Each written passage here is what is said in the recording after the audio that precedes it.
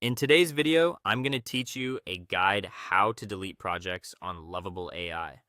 By the end of this walkthrough, you'll know exactly where to go, what to click, and how to confirm the deletion safely so you can keep your workspace tidy and focused. Deleting a project is permanent, so move carefully and consider exporting anything you might need before you begin. Start by opening your browser and heading to lovable.dev. Make sure you're signed in to the correct account or workspace where the project lives. If you use multiple workspaces, take a second to confirm you're in the right one. This helps prevent accidental deletions in shared environments. Once you're on the home page, look for My Projects.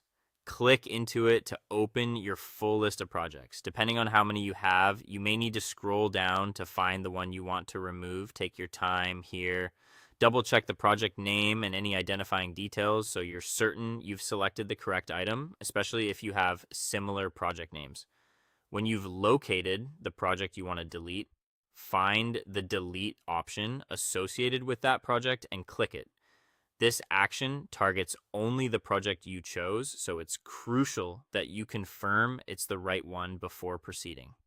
If you're working in a team, keep in mind that you might need the right permissions to delete a shared project. A confirmation prompt will appear asking you to continue. Click Continue to move forward. This step is designed to prevent accidental clicks from immediately removing a project. So treat it as your last quick pause to verify everything looks right.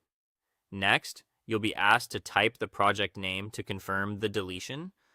Enter the name exactly as it appears. Pay attention to spelling and any special characters. A helpful tip is to copy the project name directly from the title and paste it into the confirmation field to avoid typos.